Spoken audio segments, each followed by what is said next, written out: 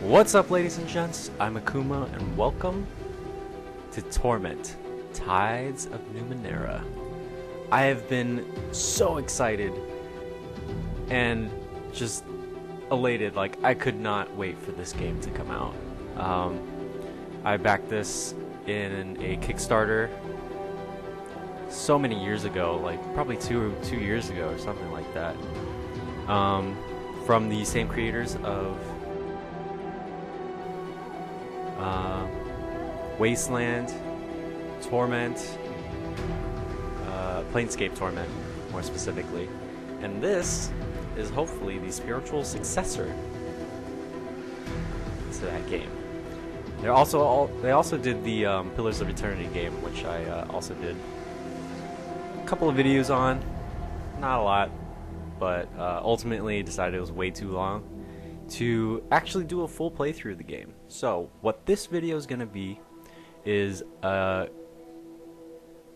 sort of a quick little snack, let's say, like a quick bite, just to see what the game is like. Alright, so I'm just going to be playing through the first probably half hour of the game, maybe a little bit more. We'll see.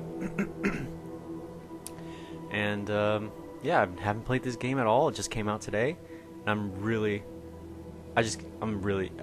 excited to play this. So let's get started. Yeah. I don't know what's gonna happen, but I can't wait to see. Be sure to use your companions to assist when completing tasks. Okay, character creation. Your mind wakes in darkness. Whoa. Aching cold sets into an unfamiliar body. A distant howling surrounds you, louder with each passing second. Insistent and invisible hands slap and tear at the membrane that protects you. Ooh, I like the narration. Your first emotion is an involuntary and formless panic. You feel you have forgotten something important. As if it once meant the world to you, but the details slip away as you grasp at them. You force your eyes open.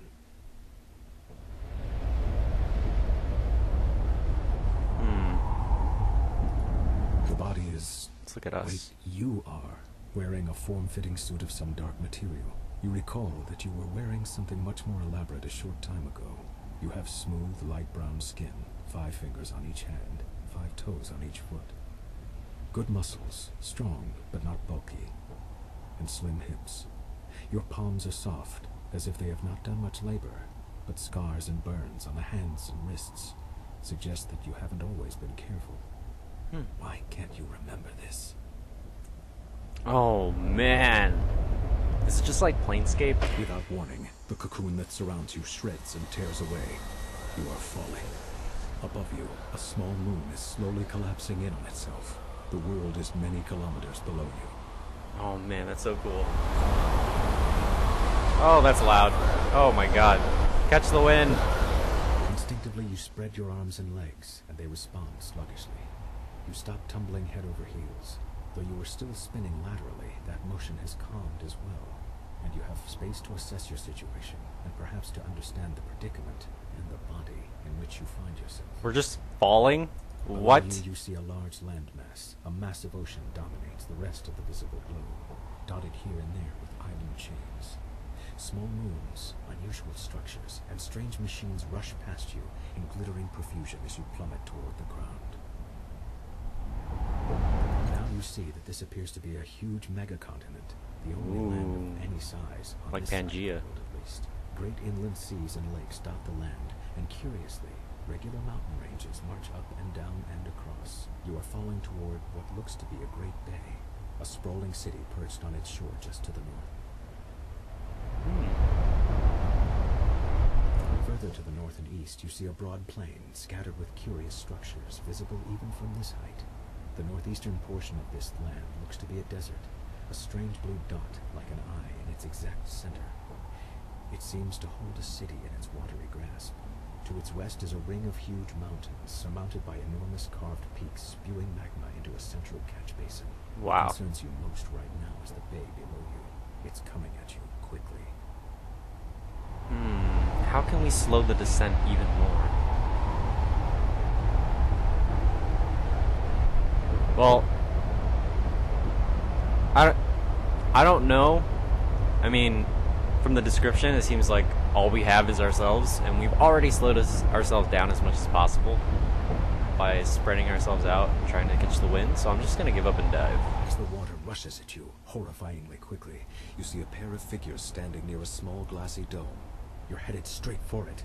One of them looks up, points at you, and you feel your speed slow tremendously. But you are still traveling too fast, and both the figures leap aside as you crash into the crystalline structure with a profound and horrific crunch, pain radiating through every part of your body. And then... Okay, maybe I should have slowed myself down. Am I dead? I died and the game hasn't even started yet. No.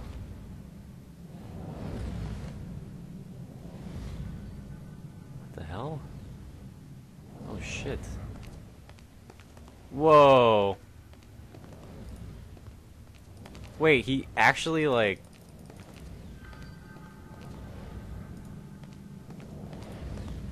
Oh, look at that. When you change directions, he like leans towards the direction that he's going. That's neat. What is this? Oh, hello. Wow. Wow, what is this? Jumbled thoughts cloud your head as you study the empty bowl before you. Drops of liquid fall from the ceiling, spattering on the ground next to the bowl. The light from every drop is reflected in the bowl's rounded hollow, as if it hungers for that light and needs to be filled. Yet the bowl remains dry. Another drop falls from the ceiling and splashes across the pylons. Wasted. Ooh. Okay. Well, why would I move? Why would I examine it?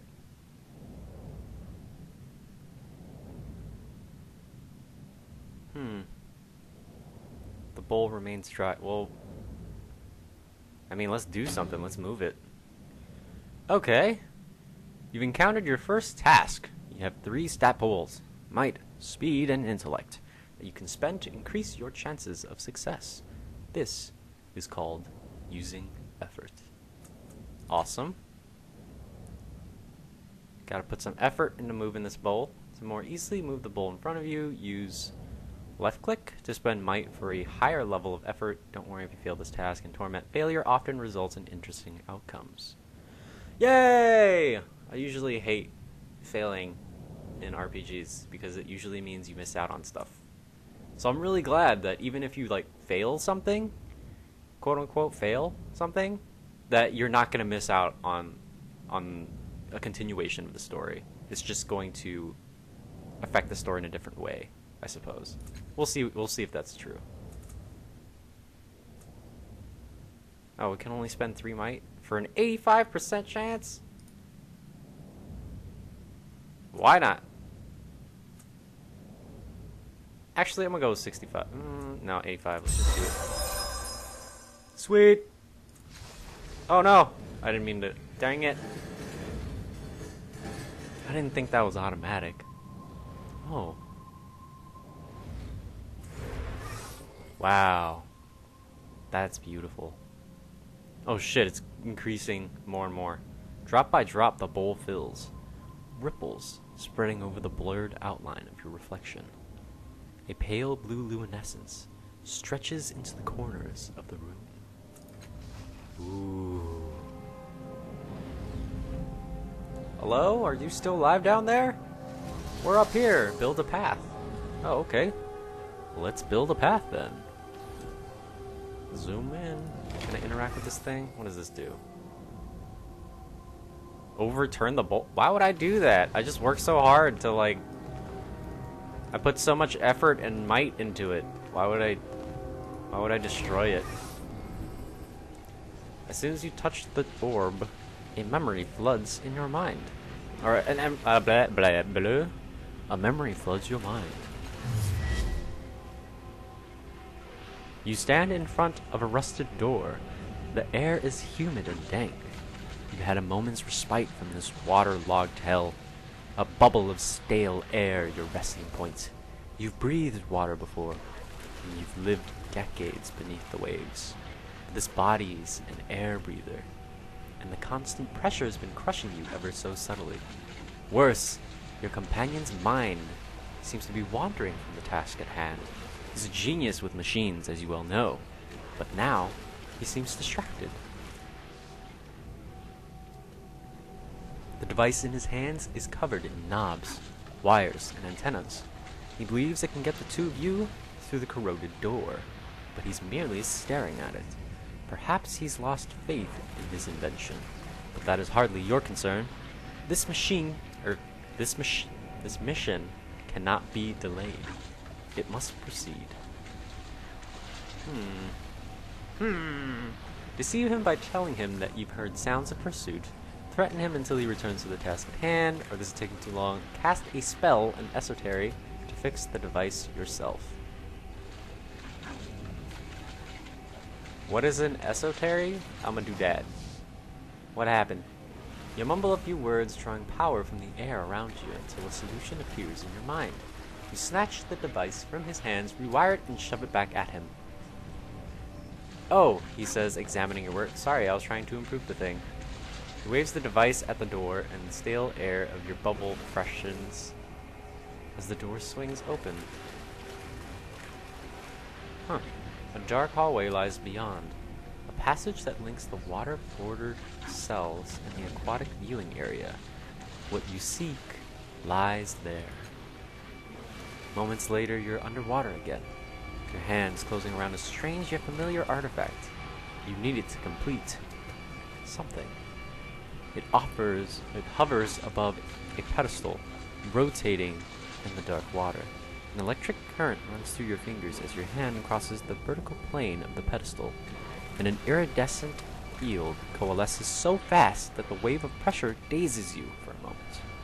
The rising pulse of a sonar alarm ripples through the water. The guards won't be far behind.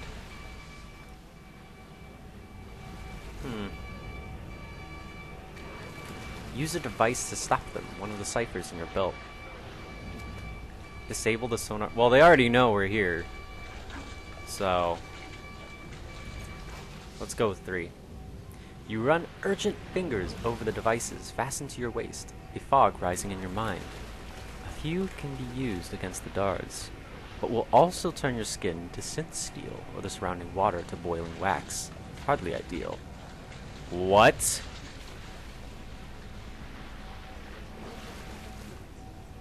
A few can be used against the guards, but will also turn your skin to synth steel or the surrounding water to boiling wax.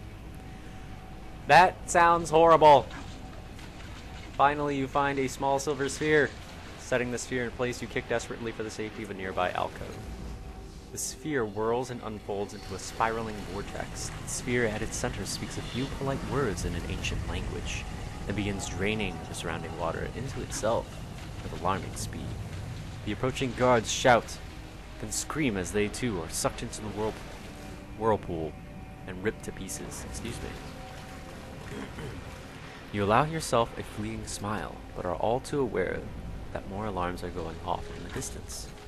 The memory begins to fade as if you were being drawn backward through a tunnel, and you hear more pylons rising from the pit. Something is wrong. The events within the orb have settled into that gap in your mind, but the edges of it are rough, as though the memory itself is not truly yours. Oh snap! It's like Planescape, where you're like multiple people.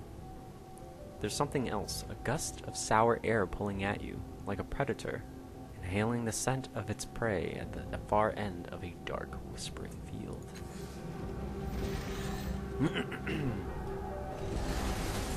Oh man. Oh. Now the pool's over there, by itself, all by its lonesome. What's this? You stand behind a woman on a verdant crag. Beneath the two of you is a broad plateau, towering above the overgrowth far below. Strange machines have been built into the cliffside, presumably for reconnaissance or defense. A metallic disc gleams from the center of the plateau. Your self-aware humanoid machines drill into the base of the cliffs below. If you were looking for a sanctuary and you were desperately This seems like the right place. I could have read that better, but eh. Maybe if I read it ahead of time. I don't know about this, the woman says, her voice flat, neutral. Her face is turned away from you. What makes this place any more secure than the ones we found before? Draw her attention to the hidden details that your more experienced eye can clearly see. Use your charm to persuade her of the merits of the sight, to remind her of the time constraints, convince her with the wisdom of your superior intellect.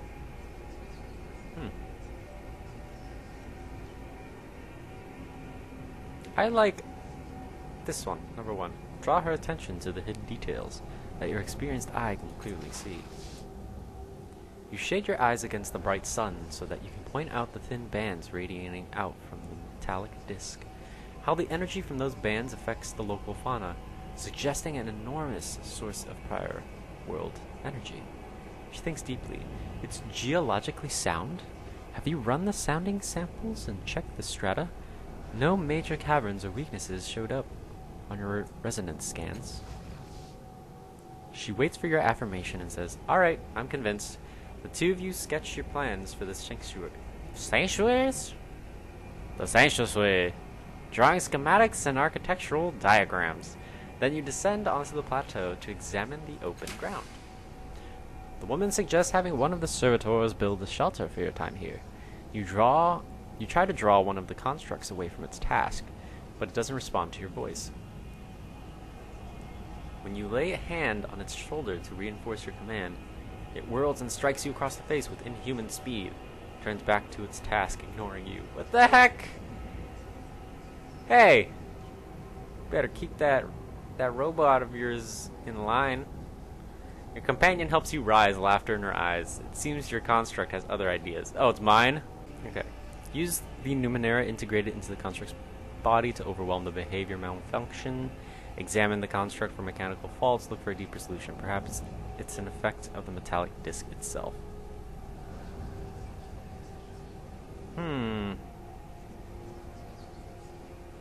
I mean, if that were to happen to me, I'd be like, what the heck? What's going on here? If it's out of the ordinary, then I would look for a deeper solution. A mist falls onto the plateau as you wrap a fiber shielding mesh around the construct's skull. The mesh powers up, protecting the construct's mind from any trans-dimensional emissions that might be in the area. Taking a deep breath, you repeat your command. Acknowledged. It obediently trundles to the site of your new shelter. What the hell? Huh.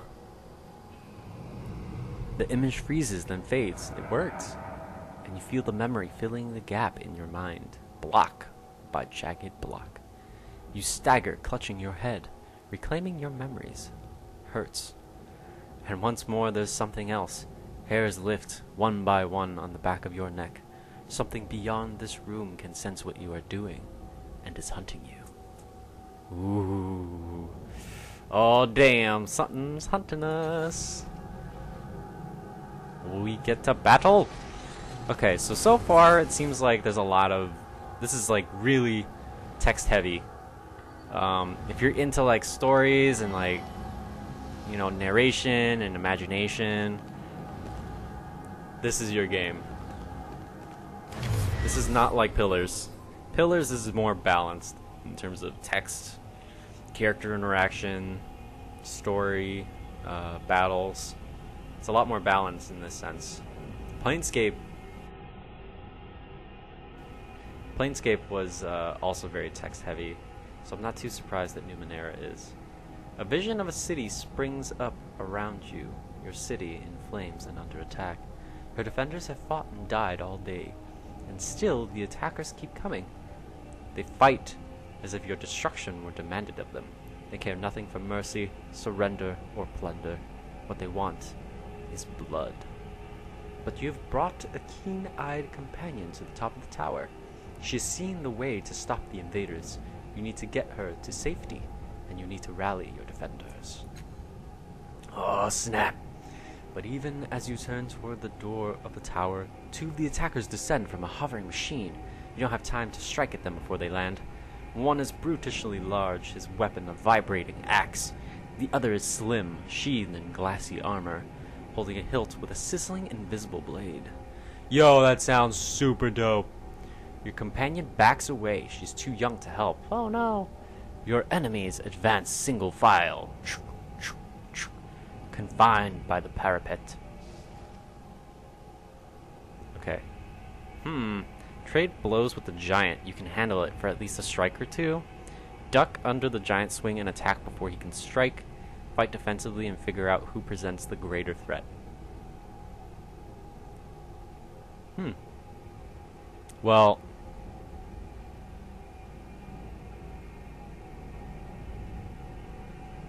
I like to duck under the giant's swing and attack before he can strike. Oh, don't click on it, it's automatic. Gotta remember that. You roll under the blurring arc of his axe. He's overconfident, testing you without committing to the attack. Yes, he's fast, but not as fast as you are. And when he raises the axe above his head to finish you, you're able to bury your blade under his breastplate. The blade emerges from the back of his neck, and his life's blood washes over your hands. He falls, taking your weapon with him, and his companion attacks. Oh no! We have to run! Her invisible blade, unless we have like an extra blade somewhere, her invisible blade is far more lethal than the giant's axe. You duck as she thrusts at you, and you... wait. Hold on. Let me try that again. You duck as she thrusts at you, and the wall behind you hisses, destroyed. Whoa. We gotta get that blade. Her return swing cuts through your armor, ruining your breastplate. She doesn't have to be skilled with a weapon like this, she just has to make contact. Yo, that sounds like a weapon for us. You time your attacks just as she pulls it back for another strike. You barrel into her, driving her over the wall, and she drops screaming to the ground 50 meters below. Oh damn, we are skilled. The immediate threat ended. You focus on finding a way back to your allies. You open the tower door and rush down the stairs. The door at the base of the stairs is slightly cracked, opening just a bit into the hall, and you hear more of the enemy soldiers beyond.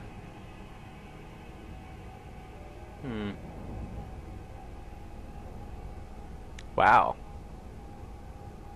You focus on finding a way back to your allies, you open the tower door and rush down the stairs. You hear more of the soldiers beyond the hall. Let's try to sneak past them. I'm just one man.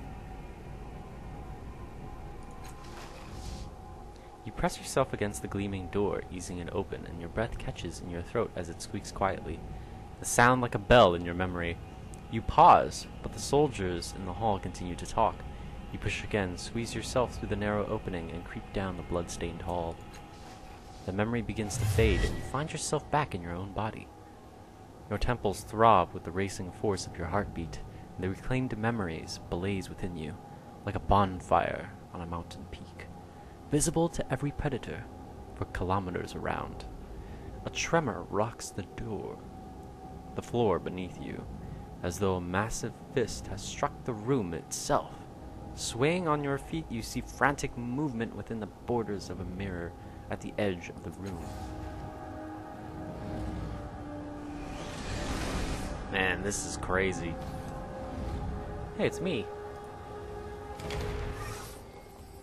The border of this mirror is lavishly decorated with a dizzying number of interlocked symbols, daggers, masks, paintbrushes, amulets, and more.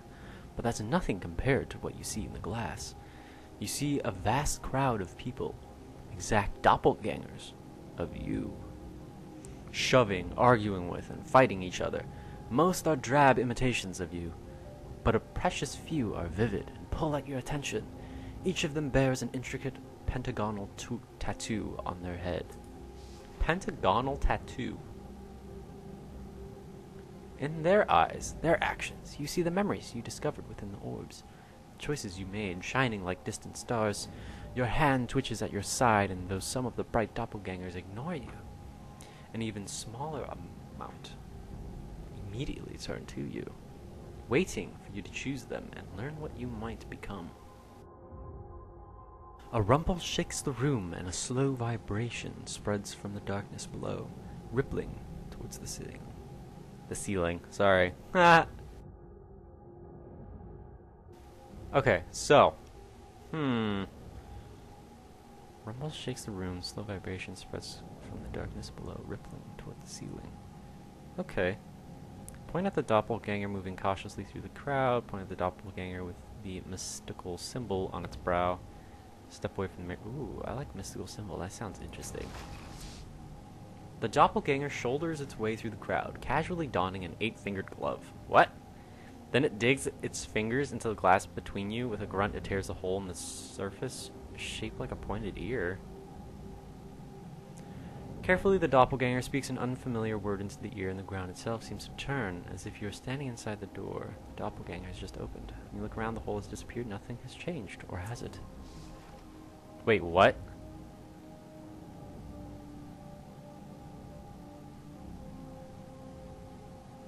Whoa. Okay, now we're starting to make, like, actual choices. Hold on. I want to see what else is happening. Point at the doppelganger moving cautiously through the crowd. Whoa, okay, we actually get, like, choice now. Falling into a wary, well-balanced crouch. The doppelganger creeps towards you, scanning its surroundings with suspicious eyes. Each movement it makes is slow, subtle, and deliberate. Unfolding from the crouch, the doppelganger waits for your decision. What happens if we step away from the mirror?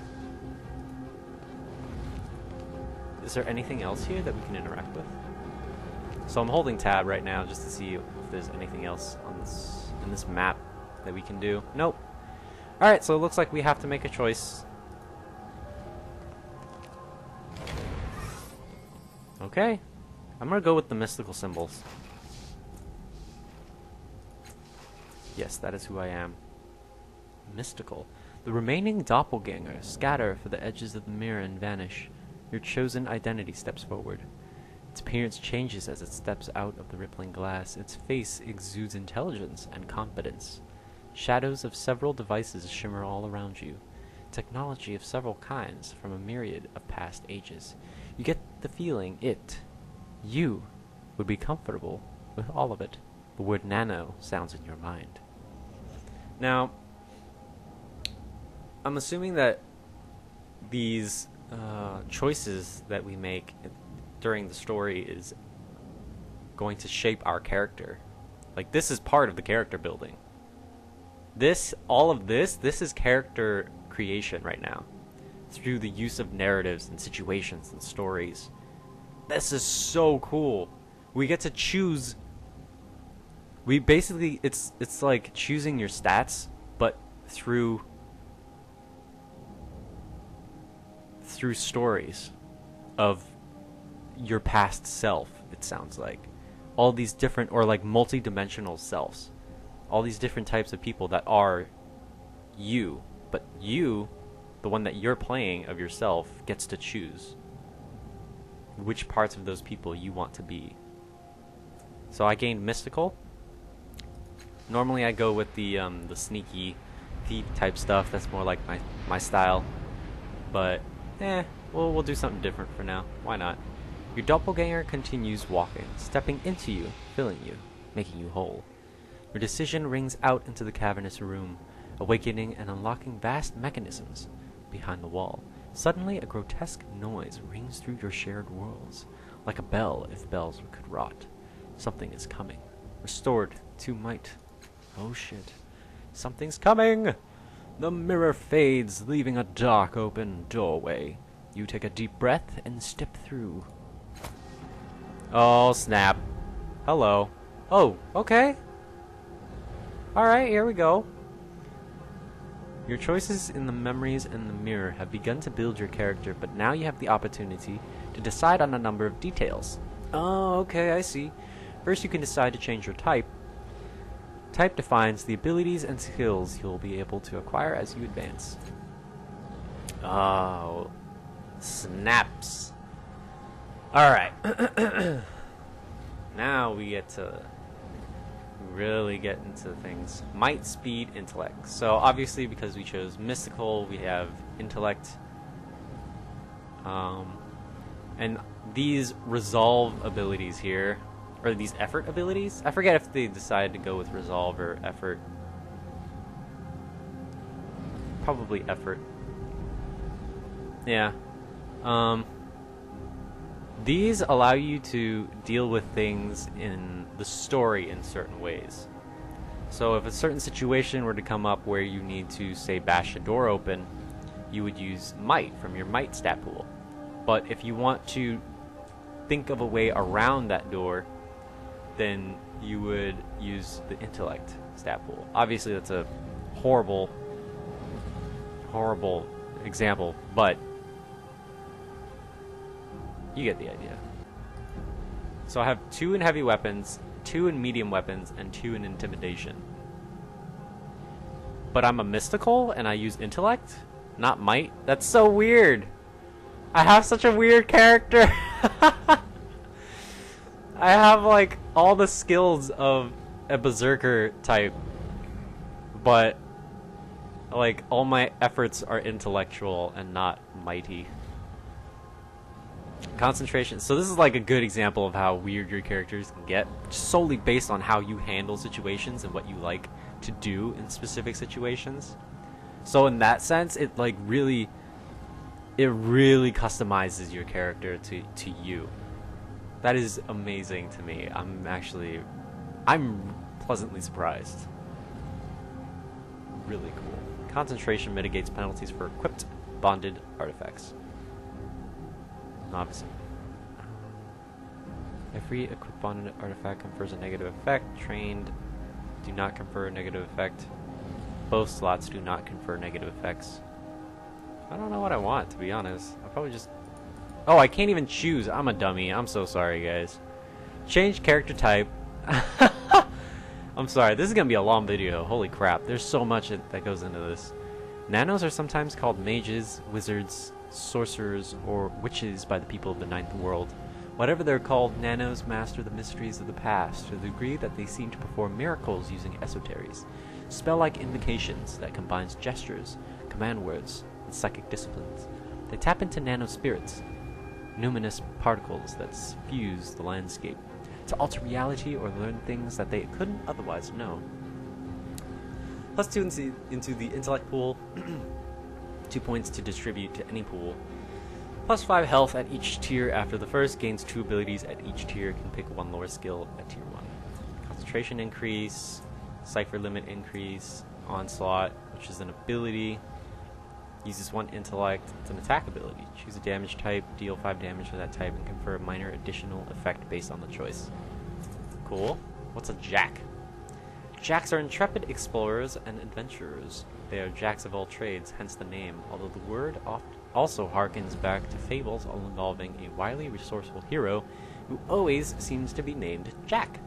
Jacks are at their best when they combine weapons, armor, esoteries, ciphers, and a clever tongue. Excuse me. They are treasure hunters, grifters, skalds, rogues, and experts in a variety of fields. 4 points to distribute to any pool. Whoa! +3 health at tier 1, +6 health at each later tier. Gains 2 abilities at tier 1. Okay. Can pick 1 exploration skill at each tier. That is so cool! I'm gonna stick with Nano. I'm just going through these because I want to see what else they offer. Glaives are the elite warriors of the Ninth World. Using weapons and armor to fight their enemies, scouts, guardians, warlords, and soldiers could be glaives. Most glaives either have a high might and use the heaviest armor and weapons available, or a high speed and stick with light or ranged weapons and light or medium armor. +1 might, +1 speed, 2 points to distribute, 5 health, 7 at each later tier. Wow. Opportunist ends turn immediately, make a basic attack against the first enemy that moves within weapon range. Gain +15% on attacks made this way. Practiced in armor. So I'm assuming he can use like a bunch of different armors, right? Oh no, he gains stat bonuses by wearing armor. Or he reduces the penalty, I suppose. Jack. Wow. That's really cool. But yeah, I'm gonna stick with Nano because that was That was the character type that I got from my my narrative. So I'm gonna stick with it. Character creation. Stat pools are the resources you use to apply effort or activate abilities. You can distribute points as you see fit. Glaives tend to favor might and or speed, while nanos favor intellect. Jacks usually benefit from a balanced set of points. Cool! So cool! So I have 2 points remaining. Ooh. Do I want might, speed, or intellect? I can go full-on intellect. But I don't think I'm actually going to do that. Let's go with might. Might and intellect. Complete opposite to what I would normally go, which is straight up like the speedy, stealthy type character. Jack of all trades type.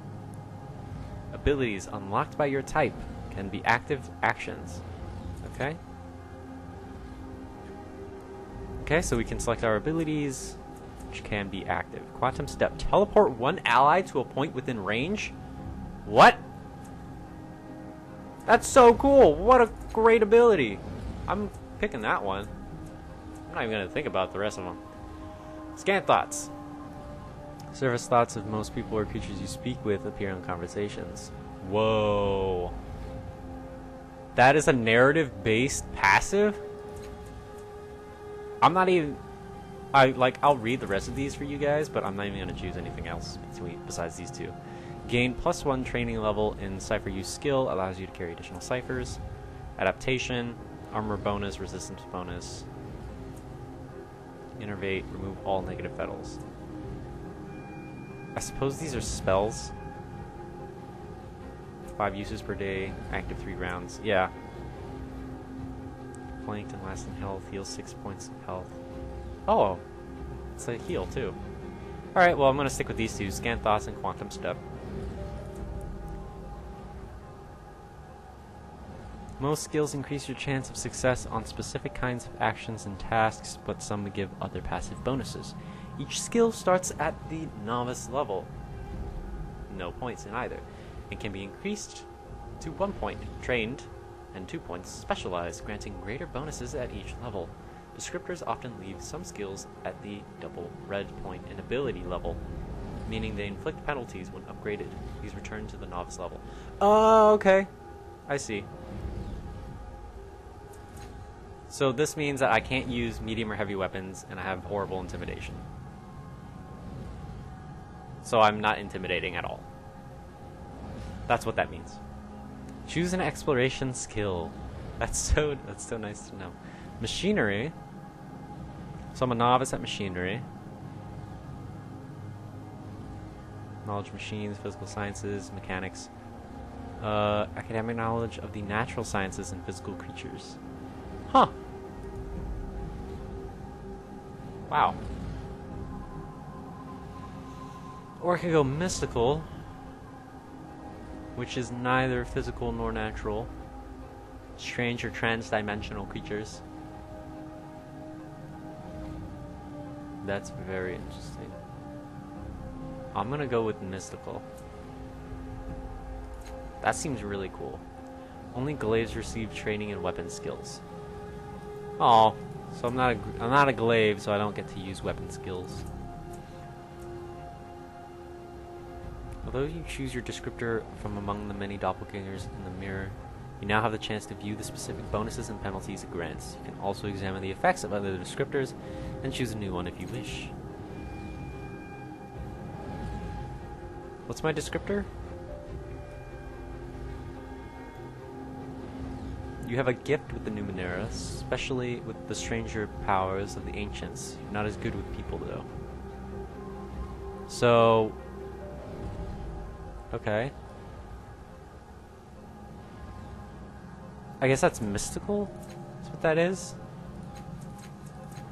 Yeah. Oh, wow. Okay, it changes my skills.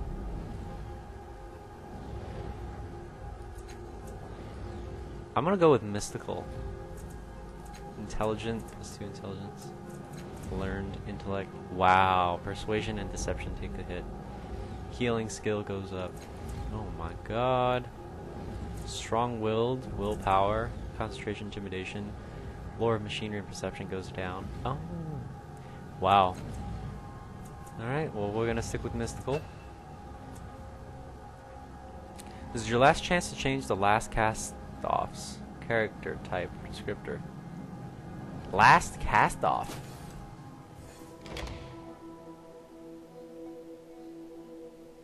Huh. I wonder if that has anything to do with Planescape Torment. Now, unfortunately, I never finished Planescape Torment. I did play through a lot of it. I spent many hours playing it, but I never like completed the game, as in get to the ending. Alright, so I think I'm actually going to pause it here. Unfortunately, this video has gone on for a lot longer than I thought it would, and I haven't really shown as much. I will try to make some more videos if it feels like there are more things that you guys need to see.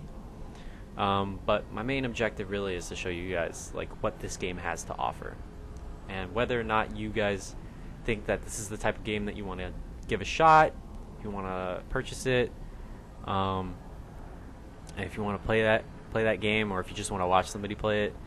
You know, hopefully this video is going to help you guys make a conclusion with that.